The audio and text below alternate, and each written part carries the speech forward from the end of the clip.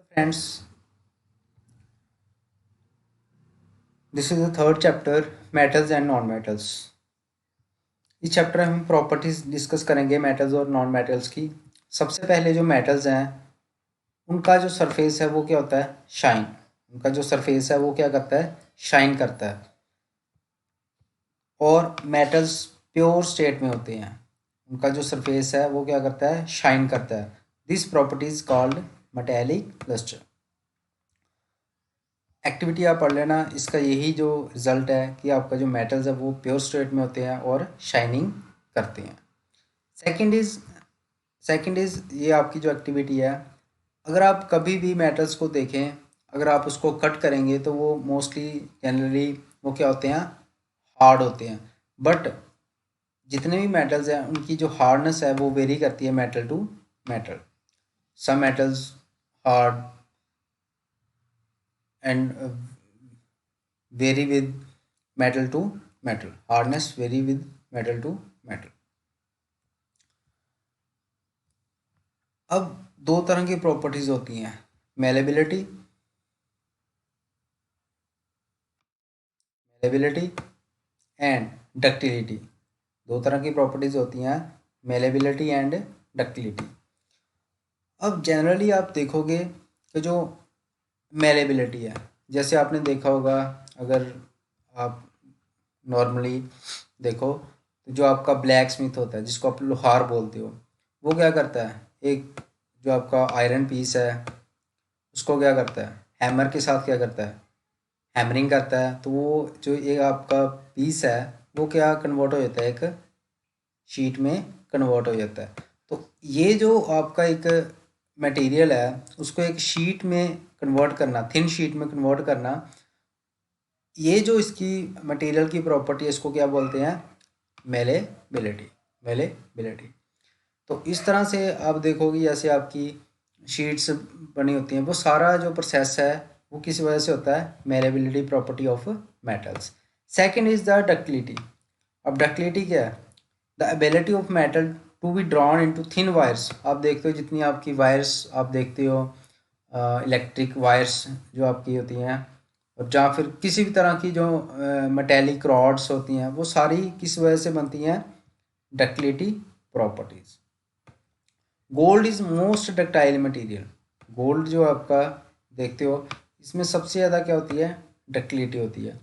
अगर आप देखो कि a wire about 2 kilometre length can be drawn from 1 gram of gold.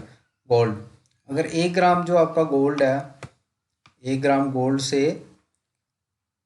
आप one sorry 2 kilometre long wire draw कर सकते हो।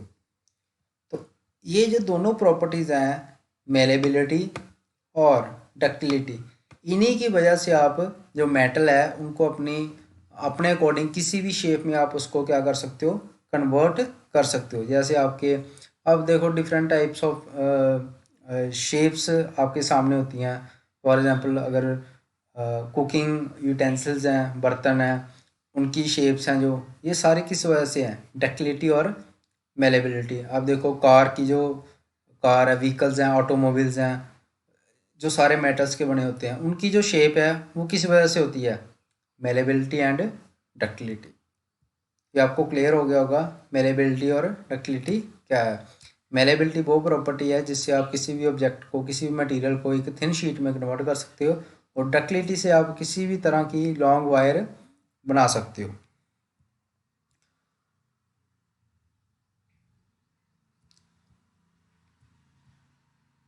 Now next is the activity 3.5। ये एक्टिविटी है आपका, अपरेटस हैं, stand, clamp, burner, metal wire, free end of wire, pin, wax. Activity 3.5, take an aluminium और copper wire. ये आपकी कॉपर वायर है जिसको क्या करना है, क्लैम्प करना है। उसके बाद fix a pin to free end of wire using wax. Wax का उसको क्या करना है, फिक्स करना है। Heat the wire with split lamp और कैंडल और बर्नर। इसी तरह से आप उसको करना है। इस तरह से आप ऑब्जर्व करोगे कि आपकी जो वायर है वो मेल्ट होती है या नहीं होती है। The above activity shows that metals are good conductor of heat and having high melting point. अब देखो कि ये इतनी जल्दी मेल्ट नहीं होगी, इसको काफ़ी ज़्यादा हीट देने पड़ेगी, टेम्परेचर इसका काफ़ी ज़्यादा राइज करना पड़ेगा, तभी जाके ये जो आपकी मेटल वायर है ये क्या होगी, मेल्ट होगी। तो इससे हम ये कह सकते हैं कि metals are good conductor of heat and have high melting point. The best conductor कौन से हैं? Silver and copper. Silver and copper. पहले जो आपकी वायर्स, इलेक्ट्रिक वायर्स आती थी वो किसकी होती थी? कॉपर्स की। अब कौन सी आती हैं? हालांकि दोनों आती हैं, डिपेंड करता है आप कौन सी चूज़ करते हो। लेड एंड मर्करी, ये भी क्या है? मेटल्स हैं but poor conductor of heat. Do metal also conduct electricity? Yes. आपके जो मेटल है उनमें से आसानी से जो आपका करंट है वो क्या होता है? पास होता है। अब हम एक एक्सपेरिमेंट करेंगे। जैसे हम एक बैटरी लेते हैं, वायर है या आपकी एक मेटल की वायर है जिसके ऊपर एक पीवीसी लेयर की होती है। तो एक बल्ब लगाया, यहाँ पे एक स्विच की लगाया है, तो यहाँ पे एक क्लिप्स हैं। जैसे ही हम इसको अगर अटैच करेंगे तो उसके बाद क्या है, एक स्विच ऑन होगा आपका। तो अगर बल्ब आपका ग्लो करेगा तो इट मीन्स करंट क्या हो रहा है? फ्लो हो रहा है। तो इस एक्टिविटी से हम देख सकते हैं कि आपका जो मेटल्स हैं वो क्या है? Good conductor of electricity. अब देखो ये जो पीवीसी की जाती है, पीवीसी और rubber like material, why are electric wires coated such with such substances? What happens when metal strikes a hard surface? Do they produce a sound? The metal that produce sound on striking a hard surface are sonorous. Can you now say why school bells are made of metals? अब देखो जितने भी आपके metals हैं वो क्या होते हैं? Good conductor of heat electricity है। अगर आपकी ये जो वायर पीवीसी की नहीं होगी तो उसमें से क्या होगा? आप कोई भी उसको अगर टच करेगा तो उसको क्या होगा? करंट लगेगा। और पीवीसी एक ऐसा मटेरियल है, ये हाई टेम्परेचर पे क्या होता है? मेल्ट होता है, अदरवाइज ये मेल्ट नहीं होता। और इसकी एक प्रॉपर्टी क्या है कि जब भी मेटल कभी भी हार्ड सरफेस के साथ टच करता है, स्ट्राइक करता है, तो उसमें से हमेशा क्या होती है? आवाज़ आती है और बहुत ज़्यादा आवाज़ प्रोड्यूस होती है। Next is the non metals. Non metals क्या हैं? Carbon, sulphur, iodine, oxygen, hydrogen, ये सारे क्या हैं? Non metal. Non metals are either solids or gases. Solid भी हो सकते हैं और गैसेस भी हो सकते हैं, सिर्फ किसको छोड़ के? Bromine which is liquid. सिर्फ एक ब्रोमाइन ऐसा नॉन मेटल है जो क्या है? एक लिक्विड है।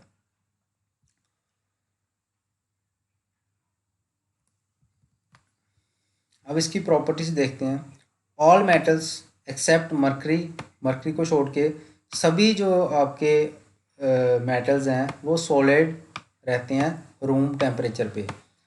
इनका जो मेल्टिंग पॉइंट है वो क्या होता है? हाई होता है। But gallium and caesium very low melting points. सिर्फ गैलियम और सीजियम को छोड़ के सभी के जो मेल्टिंग पॉइंट्स हैं वो क्या होते हैं? लो होते हैं। These two metals will melt if keep them on your palm. अगर ये दोनों जो एलिमेंट्स अगर उनको आप हथेली पे भी रखोगे तो ये क्या हो जाएंगे? मेल्ट कर जाएंगे। Iodine, iodine is a non metal but it is lustrous. अब आयोडीन क्या है? नॉन मेटल है बट फिर भी ये क्या है? शाइन करता है। आयोडीन किस में होता है? जो आपका सॉल्ट है उसमें आयोडीन होता है। Carbon is a non metal that can exist in different forms. जो आपका कार्बन है ये क्या है? नॉन मेटल है बट ये डिफरेंट टाइप्स ऑफ फॉर्म में एग्जिस्ट करता है। Each form is called allotrope. जिसकी एग्जिस्ट फॉर्म्स हैं, डिफरेंट फॉर्म्स, इसको क्या बोलते हैं? Allotrope.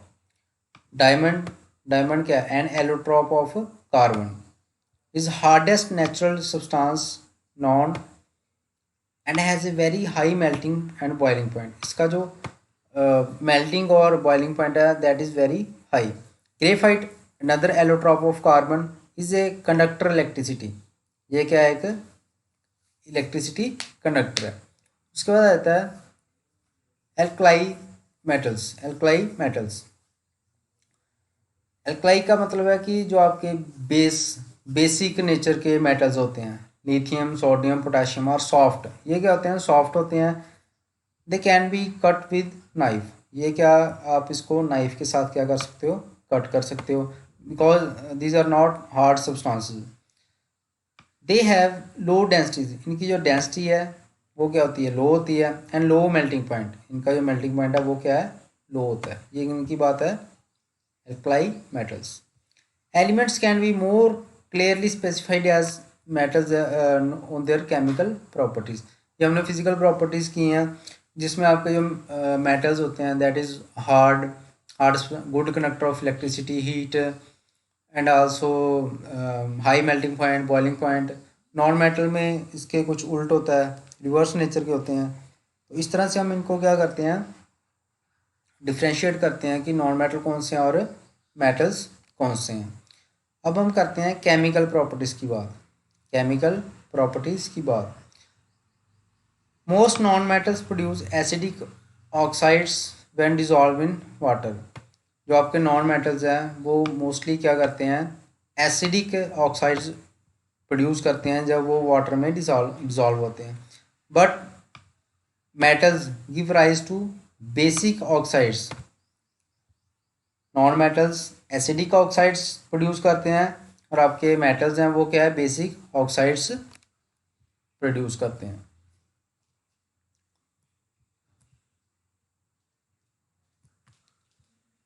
Now what happens when metals are burnt in air? Magnesium burns in air and with a dazzling white flame. Do all matter react in same manner? Let us check performing activity. अगर आप magnesium को burn करते हैं तो वो उसकी जो flame है वो क्या होती है, वाइट कलर की। मेटल्स में आप याद रखो, पिछले चैप्टर में भी किया था हमने, जो फर्स्ट चैप्टर था, मेटल प्लस ऑक्सीजन। जब आप मेटल और ऑक्सीजन की रिएक्शन होती है तो क्या बनता है, मेटल ऑक्साइड। जैसे ही आप कॉपर प्लस ऑक्सीजन तो क्या बनता है, कॉपर डाइऑक्साइड, जिसको आप क्या बोलते हो, ब्लैक ऑक्साइड। बस ये आपने याद रखना है कि मेटल प्लस ऑक्सीजन क्या बनाती है, मेटल ऑक्साइड। कोई भी मेटल हो, zinc plus oxygen zinc oxide, iron Fe plus oxygen iron oxide. Similarly aluminium forms aluminium oxide. किसी तरह का अगर कोई मेटल है तो वो ऑक्सीजन के साथ रिएक्शन करके क्या बनाता है, oxide.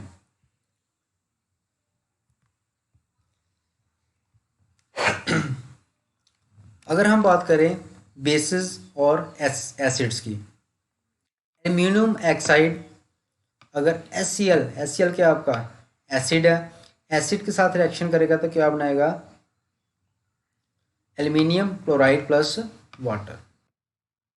Chloride plus water, it means ये आपका सॉल्ट हो गया, ये क्या हो गया आपका वाटर। अब इसको अगर रीड करें तो क्या लिखा है, however copper oxide reactive with the hydrochloric acid, we have learned metal oxide are basic in nature, but some metals oxides such as aluminum oxide, zinc oxide show both acidic as well as basic behavior. Such metal oxide with react with both acids and bases with produce salt and water. इसको क्या बोलते हैं, amphoteric oxides. Most metal oxides are insoluble in water, but some of these dissolve in water to form alkalis.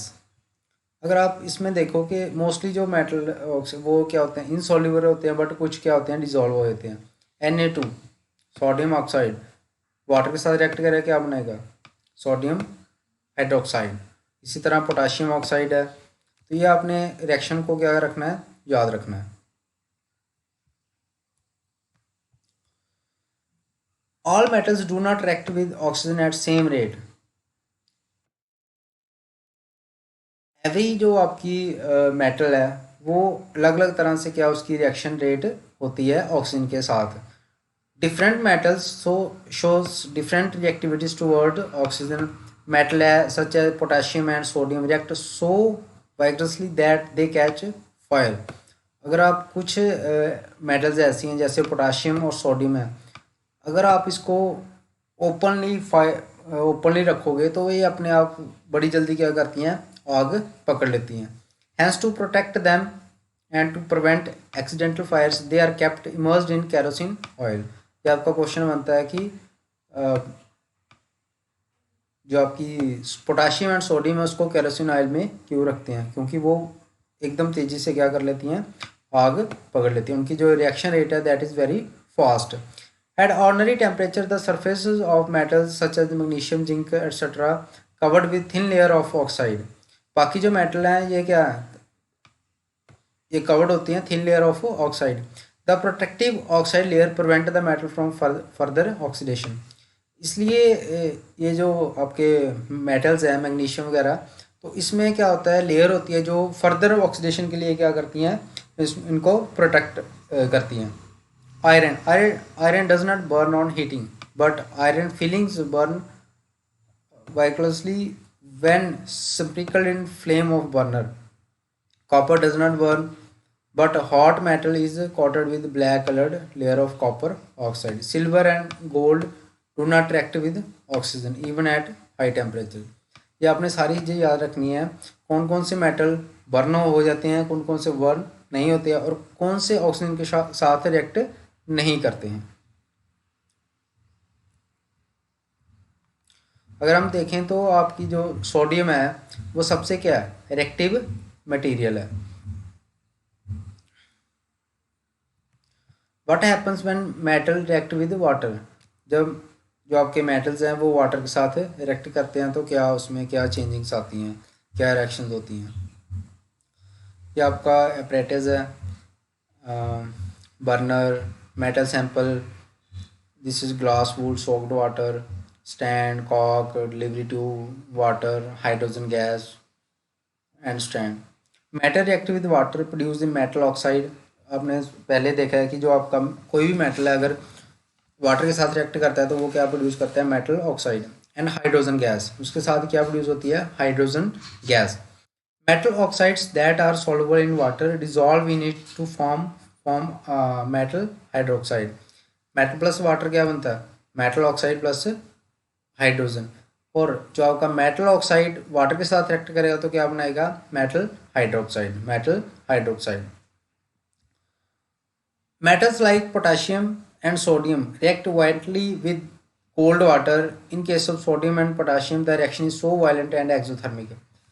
अगर आप sodium और potassium की बात करते हो तो इनकी जो रिएक्शन रेट है that is very fast and exothermic. Exothermic क्या होती है, जिसमें हीट क्या होती है, प्रोड्यूस होती है, उसको हम क्या बोलते हैं, एक्सोथर्मिक रिएक्शन.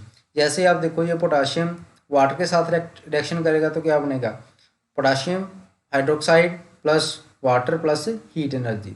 जिसमें हीट एनर्जी प्रोड्यूस होते हैं उसको क्या बोलते हैं, exothermic reaction. The reaction of calcium with water is less violent.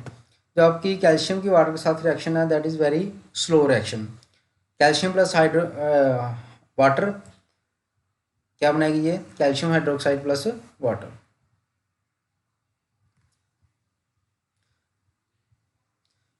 Calcium starts floating because the bubbles of hydrogen gas formed stick to surface of metal. ये आपका question है, why calcium start floating. क्यों करता है, क्योंकि जो bubble of hydrogen gas formed होते हैं वो stick to surface to metal, वो मेटल के सरफेस के साथ क्या होते हैं, स्टिक हो जाते हैं, चिपक जाते हैं. Magnesium does not react with cold water. Magnesium water के साथ रिएक्ट नहीं करता है, it reacts with hot water to form magnesium hydroxide. ये क्या बनाएगा आपका, magnesium hydroxide and hydrogen. It also start floating due to bubbles of. ये भी फ्लोट करता है क्योंकि जो आपके हाइड्रोजन गैस बबल्स हैं वो क्या करते हैं, स्टिक कर जाते हैं इसके सरफेस के साथ. एल्युमिनियम, आयरन, जिंक ये आपके कोल्ड वाटर और हॉट वाटर के साथ बिल्कुल भी रिएक्ट नहीं करते हैं. जैसे आप एल्युमिनियम प्लस वाटर को रिएक्शन होगी तो क्या बनेगा, aluminium oxide plus steam, S2 steam. ऐसे इसमें क्या होती है, आयरन है तो उसमें भी क्या जनरेट हो रही है, स्टीम जनरेट हो रही है।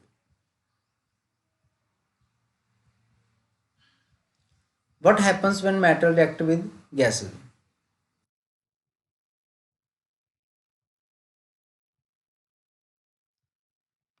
मेटल जब एसिड के साथ रिएक्ट करता है then formed salt and hydrogen, then form salt and hydrogen.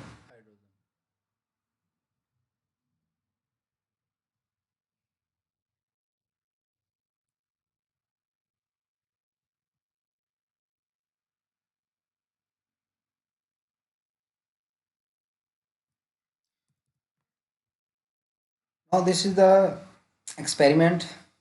Here are two test tubes. One is iron nail and second is copper wire.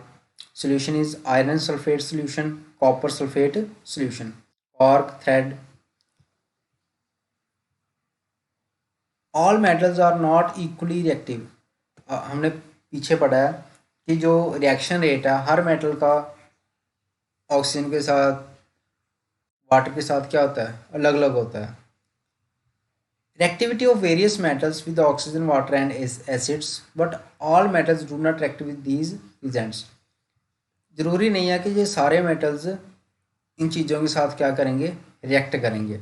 So we were not able to put all the metal sample we have collected in degree. कहने का मतलब कि हम सभी sample को check नहीं कर सकते।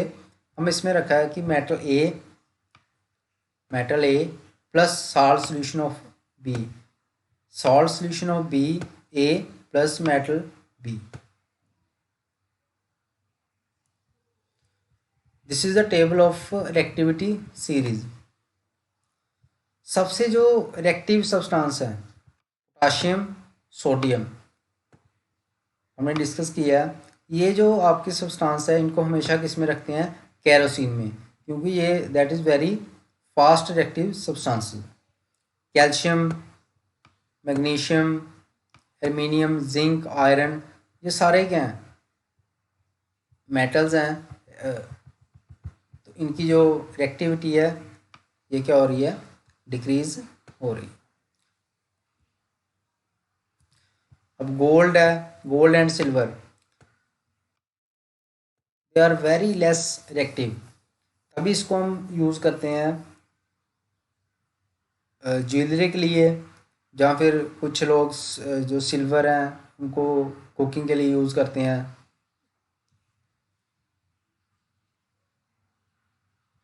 क्वेश्चन आ गया, why is sodium kept immersed in kerosene oil.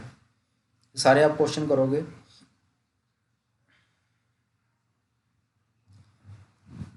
How do metals and non metals react.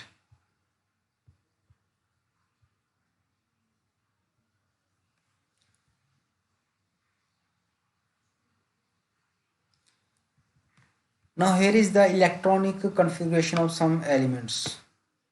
Nobel gas कौन सी हैं, helium, neon, argon, atomic number 2, 10, 18. These are the shells, KLMN.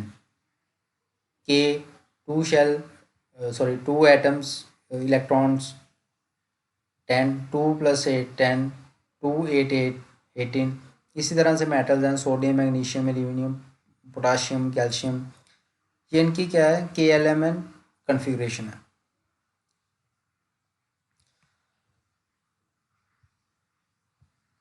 अब इसमें जो आपका होता क्या है बेसिकली, देखो सीधे हम यहाँ पे देखते हैं। जैसे ही जो आपका सोडियम है, सोडियम अपना जो इलेक्ट्रॉन है, इलेक्ट्रॉन क्या करता है, क्लोरीन को क्या करता है, देता है। इलेक्ट्रॉन क्लोरीन को क्या करता है, देता है, शेयर करता है। तो यहाँ पे इसका क्या आ जाएगा, पॉजिटिव। तो जो क्लोरीन है वो क्या कर रहा है, रिसीव कर रहा है इलेक्ट्रॉन, तो क्लोरीन पे क्या आ जाएगा, नेगेटिव। क्लोरीन पे क्या आ जाएगा, नेगेटिव। ये हमने समझना है कि जो एलिमेंट इलेक्ट्रॉन को क्या करता है, दे रहा है, शेयर कर रहा है, तो उस पर क्या आएगा, पॉजिटिव, और जो रिसीव कर रहा है एलिमेंट उस पर क्या आएगा, negative.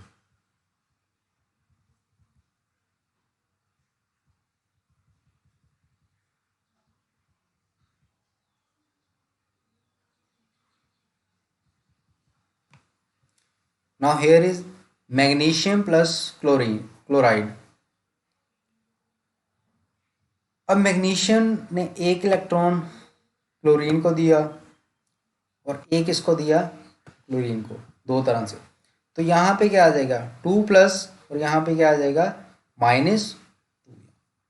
Formation of magnesium chloride. जब मेटल और नॉन मेटल आपस में रिएक्शन करते हैं तो इस तरह से उसकी जो इक्वेशन है वो क्या होती है, फॉर्म्ड होती है। Next is the properties of ionic compounds. Properties of ionic compounds. Some ionic compounds NaCl, LiCl, CaCl2, CaO, MgCl2, ये सारे क्या हैं, आयनिक कंपाउंड्स। इनके मेल्टिंग पॉइंट दिए हैं और बॉइलिंग पॉइंट दिए हैं। अब इनकी क्या क्या प्रॉपर्टीज़ हैं। Physical natures. Ionic compounds are solids, ये क्या होते हैं, solids, and are somewhat hard because of strong force of attraction between positive and negative ions. First क्या आ गया, ये सॉलिड होते हैं और कुछ हार्ड होते हैं। क्यों हार्ड होते हैं, क्योंकि इनके जो पॉजिटिव और नेगेटिव आयन में क्या होती है, strong force of attraction. These compounds are generally brittle and break into pieces when pressure is applied. Mostly क्या होते हैं, ब्रिटल होते हैं, और जब आप इसके ऊपर प्रेशर अप्लाई करोगे तो वो क्या हो जाते हैं, ब्रेक हो जाते हैं। Next is the melting and boiling point. Ionic compounds they have high melting point and boiling point. This is because a considerable amount of energy is required to break the strong inter-ionic attraction. इसका जो melting point और boiling point है वो काफ़ी high होता है, क्योंकि इनके जो स्ट्रॉन्ग इंटर आयनिक अट्रैक्शन है उस बॉन्ड को तोड़ने के लिए सफिशेंट अमाउंट ऑफ एनर्जी चाहिए। Next is the solubility. Electrovalent compounds are generally soluble in water and insoluble in solvents such as kerosene, petrol. कुछ जो कंपाउंड है वो वाटर में सॉल्युबल होते हैं, कुछ क्या होते हैं, इनसॉल्युबल होते हैं। Conduction of electricity. The conduction of electricity through a solution involves the movement of charged particle. The conduction of electricity through a solution involves the movement of charged particles. The solution of an ionic compound in water contains ion which move to the opposite electrodes. अगर इसमें overall देखें तो जो आपका ionic compounds हैं वो conduct करते हैं इलेक्ट्रिसिटी को मोल्टन स्टेट में। Ionic compounds in solid state do not conduct electricity because the ions in solvent is not possible due to rigid structure. जैसे ये अगर जो आपके आयनिक कंपाउंड्स हैं वो अगर सॉलिड स्टेट में रहते हैं तो उनमें इलेक्ट्रिसिटी कंडक्ट नहीं होते, क्योंकि उनके जो रिजिड स्ट्रक्चर के कारण उनमें जो इलेक्ट्रॉन्स हैं वो मूवमेंट नहीं करते हैं। जैसे वो मोल्टन स्टेट में आते हैं तो उसमें पॉसिबल हो जाता है कि जो आपकी इलेक्ट्रिसिटी वो क्या हो सकती है, पास हो सकती है।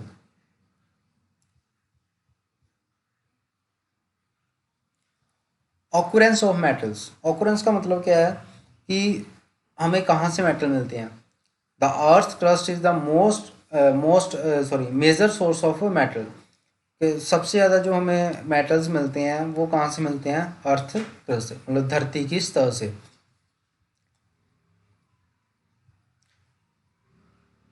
और जहाँ से हम मिनरल्स निकालते हैं उनको क्या बोलते हैं, ओर्स।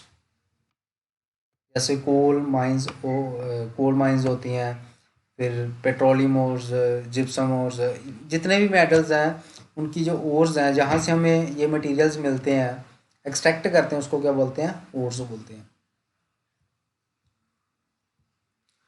जो हमें अर्थ क्रस्ट में मटेरियल मिलता है that is in free state. वो किस में होता है, free state. The metals at the bottom of activity series are less reactive. मतलब उस फ्री स्टेट में जो मेटल्स हैं वो क्या होते हैं, very less reactive. For example, gold, silver, platinum, copper are found in free state. Copper and silver are also found in combined states as their sulfide or oxide ores. The metals at the top of activity series potassium, sodium, calcium, magnesium, aluminium are so reactive.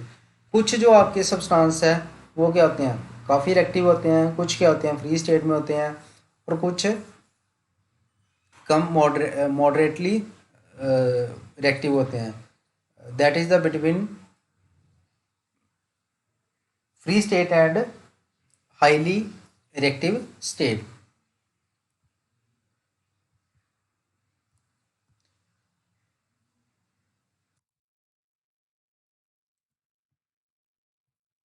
आपके potassium, sodium, calcium, या आपके इसको क्या बोलते हो आप, electrolysis, ये mostly क्या होते हैं, हाईली रिएक्टिव होते हैं. उसके बाद आ गए जिंक, आयरन, लेड, कॉपर, ये क्या होते हैं,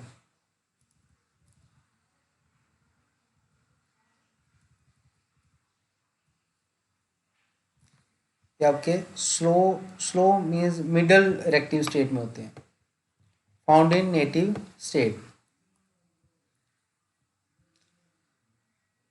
फाइनली ये देखो, ये आपकी क्या है, ओर का मतलब क्या है, यहाँ से हम इसको, यहाँ से हमें ये जो आपके मिनरल्स हैं, मेटल्स हैं, ये हमें मिलते हैं. कंसंट्रेशन ऑफ ओर, कंसंट्रेशन मतलब क्या है, एक्सट्रैक्शन ऑफ मेटल्स. ये तीन तरह से इसको डिवाइड किया है, metal of highly reactive, metal of medium, metal of low reactive. Electrolysis वाले जो होते हैं वो क्या होते हैं आपके हाईली रिएक्टिव, जिनको आप क्या बोलते हैं, प्योर मेटल. उसके बाद मीडियम में आ जाते हैं carbonate, sulphide, calcination and roasting. उसके बाद आता है ऑक्सीडेशन ऑफ, ये हम सारा पढ़ेंगे. यहाँ पे आते हैं सल्फाइड और रोस्टिंग, मेटल रिफाइनिंग. किस तरह से हम इसको,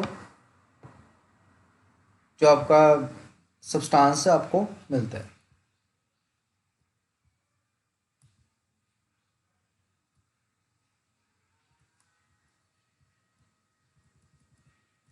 तो यहाँ समझ लेते हैं.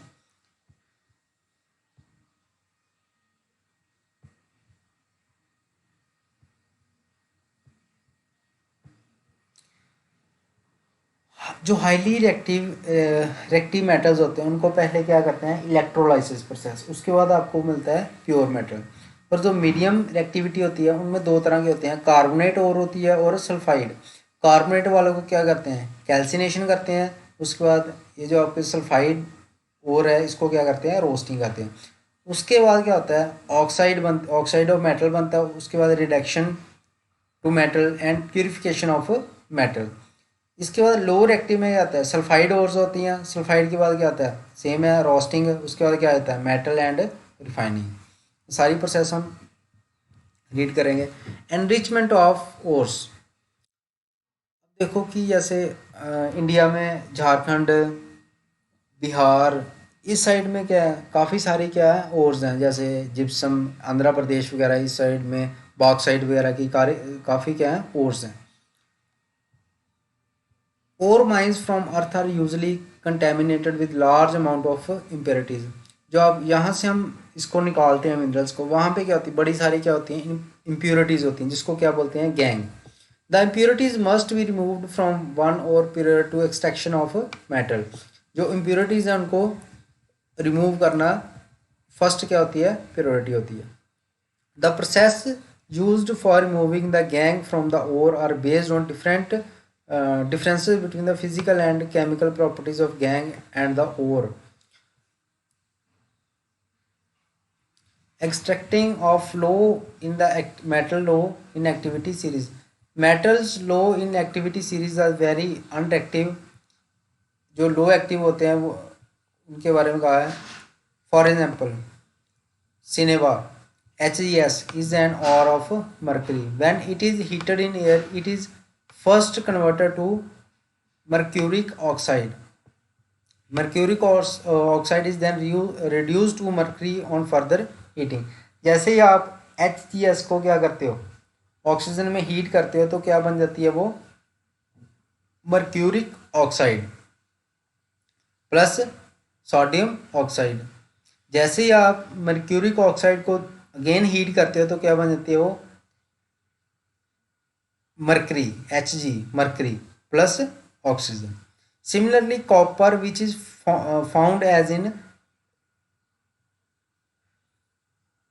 Cu2s, copper sulphate. तो जैसे ही आप इसको ऑक्सीजन और हीट में हीट करते हो, ऑक्सीजन में सॉरी हीट में ऑक्सीजन में हीट करते हो इसको, तो क्या बनता है आपका copper oxide plus sulphur oxide. ये सारी रिएक्शंस हैं किस तरह से। ये आपका जब ओर से आप निकालते हो उसके बाद हीट करते हो तो ये आपका मटेरियल बनता है। फर्दर जो मटेरियल बनता है आपका सॉल्ट, उसको अगेन हीट करते हो तो आपका ये मटेरियल बनता है कॉपर। इसी तरह से आपका आ गया middle in the active series, जो मिडल में आती है। इसमें सबसे पहले क्या, जैसे जिंक सल्फाइड है, जिंक सल्फाइड जब ऑक्सीजन के साथ रिएक्शन करती है तो क्या बनता है zinc oxide plus sulphur dioxide. उसके बाद फर्स्ट प्रोसेस क्या है, रोस्टिंग। फिर क्या करते हैं इसको कैल्सिनेशन, क्या बना जिंक कार्बन डाइऑक्साइड, हीट करते हैं इसको, क्या बनता है zinc oxide plus carbon dioxide और ये ट्राइऑक्साइड।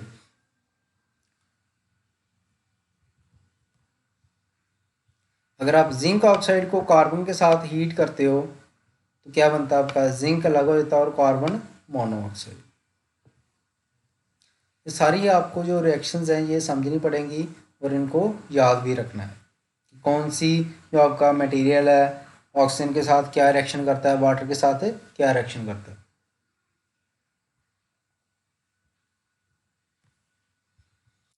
देखो मैग्नीशियम ऑक्साइड प्लस एल्युमिनियम, ये जब रिएक्शन में होते हैं तो क्या बनता है मैग्नीशियम लग होता है और क्या बन जाता है एल्युमिनियम ऑक्साइड प्लस हीट। अब इसमें हीट जनरेट हो रही है, it means this is exothermic process, this is the exothermic process. इसी तरह से आप देखो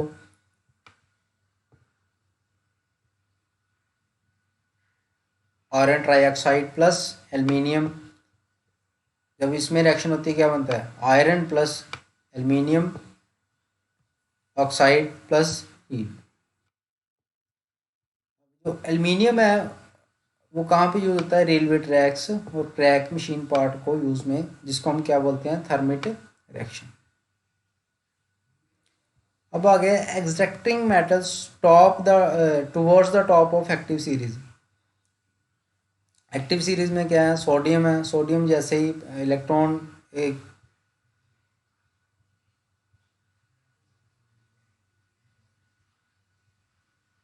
डिपॉजिट करता है, यहाँ पे आपका क्या बन जाता है सोडियम कैथोड पे।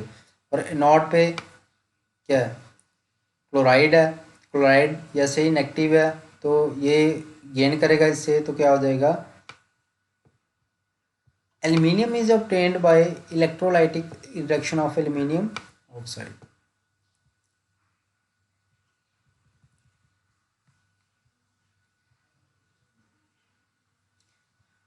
This is the electrolytic refining of copper. Electrolytic refining of copper. The metal produced by various reduction processes, जैसे हमने किया था कैल्सिनेशन रोस्टिंग वगैरह, they contain impurities which must be removed to pure metals. The most widely used method refining impure metals is electrolytic refining. ये एक क्या method है जो आपका मेटल उसको रिफाइन करने का। जितने भी आपके ये जो मेटल्स हैं कॉपर जिंक एटसेट्रा, ये सारे किस तरह से आप रिफाइन करते हो इलेक्ट्रोलाइटिक रिफाइनिंग से। On passing the current through electrolyte the pure metal from the anode dissolve into electrolyte N equivalent amount of pure metal from electrolyte is deposited on cathode. The soluble impurities go into the solution, whereas insoluble impurities settle down at bottom of the anode. अब क्या होता है कि जो आपका pure substance होते हैं वो क्या होते हैं कॉपर के साथ क्या कर जाते हैं अटैच हो जाते हैं, और जो इम्प्योरिटीज़ हैं वो क्या हो जाती हैं, नीचे स्टील कर जाती हैं, नीचे स्टील कर जाती हैं, जिसको आप क्या बोलते हैं, एनोड मड। जैसे ये देखो इसमें क्या है,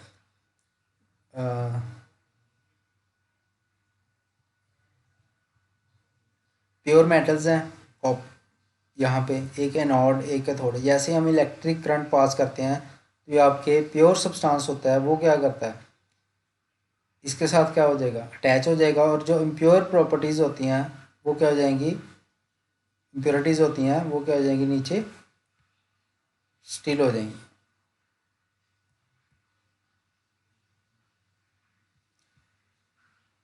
next is the corrosion. Corrosion क्या है, क्रोजन क्या है, जब भी आपके जो मेटल्स हैं वो एयर के साथ, ऑक्सीजन के साथ रिएक्शन करते हैं तो उसमें क्या होना शुरू होता है, क्रोजन होना शुरू हो जाता है। फॉर एग्जांपल सिल्वर, जो आपने सिल्वर देखा, वो क्या होते हैं, ब्लैक हो जाते हैं कुछ टाइम के बाद, क्योंकि वो एक्सपोज टू एयर होते हैं। तो इसमें क्या है कि जो आपका sulphur, this is because it react with sulphur in the air. Sulphur sulphur air के साथ जो आपका सल्फर है वो क्या करता है, रिएक्ट करता है to form coating silver silver sulphide, क्या बना देता है, सिल्वर सल्फाइड। अब कॉपर है, कॉपर जैसे हमने पिछले चैप्टर में पढ़ा था, एयर के साथ क्या करता है, रिएक्ट करता है, तो अपनी वो शाइन है वो क्या, उसको क्या कर देता है, लूज कर देता है, गेन ग्रीन कॉट, तो उसके ऊपर क्या आता है, एक ग्रीन कलर की एक कोटिंग होनी शुरू कर हो जाती है, जिसको क्या बोलते हैं हम, बेसिक कॉपर कार्बोनेट। इस तरह से आयरन देखा होगा कि काफ़ी देर तक अगर कोई भी आयरन का पीस अगर बाहर पड़ा रहता है एयर में, तो वो क्या हो जाता है, उसमें रस्ट लग जाती है, जंग लग जाती है, तो इसको हम क्या बोलते हैं, क्रोजन कहते हैं। एक्सपेरिमेंट यही दिया हुआ है। अब प्रिवेंशंस क्या हैं, अगर आपने क्रोजन को प्रिवेंट करना है तो सबसे पहले क्या क्या है, पेंट कर सकते हो आप, देखा होगा आपने विंडोज़ वगैरह जो ग्रिल्स लगे होते हैं उसको क्या कर देते हो आप, पेंट कर देते हो। जो आपके व्हीकल्स हैं, ऑटोमोबाइल्स हैं, उनको क्या किया होता है, पेंट किया होता है।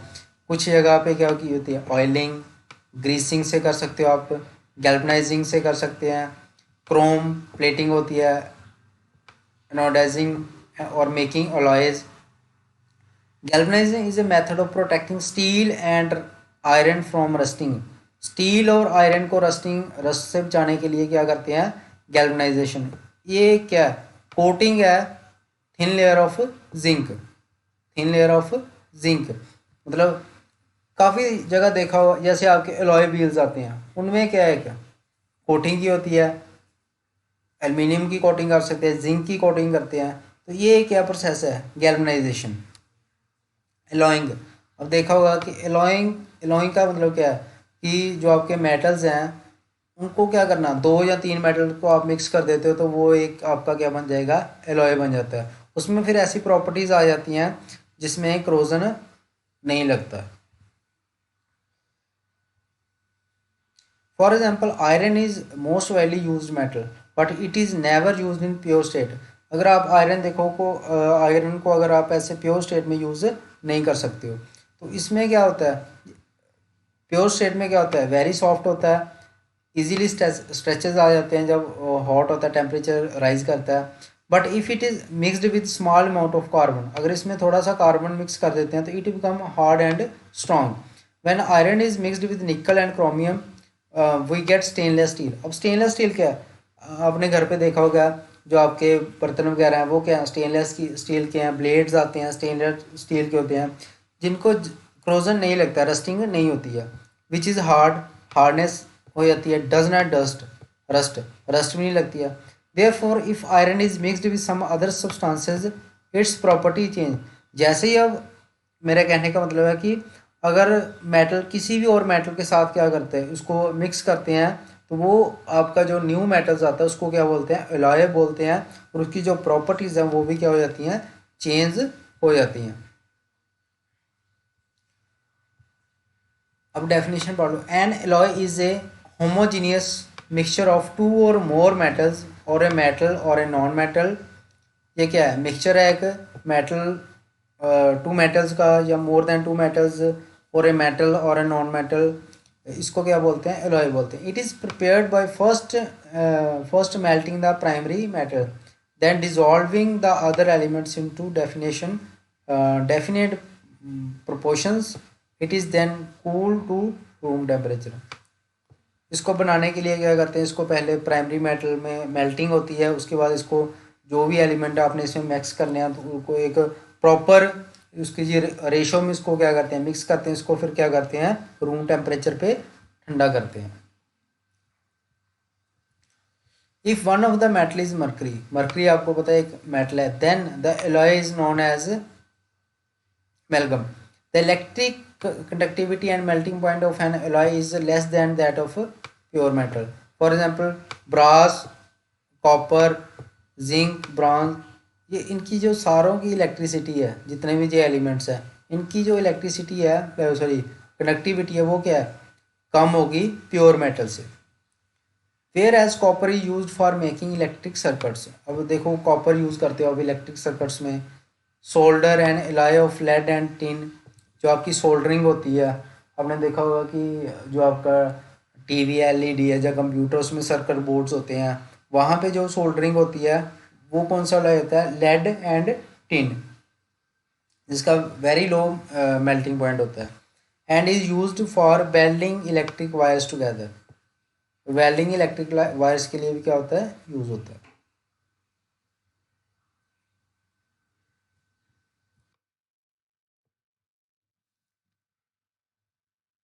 तो स्टूडेंट्स, ये जो आपका चैप्टर था मेटल्स एंड नॉन मेटल्स, ये हमने ऑलमोस्ट सारा कवर कर लिया है. इसमें हमने यही पढ़ा है नॉन मेटल्स और मेटल्स क्या होते हैं, उसकी फिजिकल एंड केमिकल प्रॉपर्टीज़. और इसमें हमने ये देखा है कि जैसे क्रोजन है, इसको प्रिवेंट कैसे करते हैं.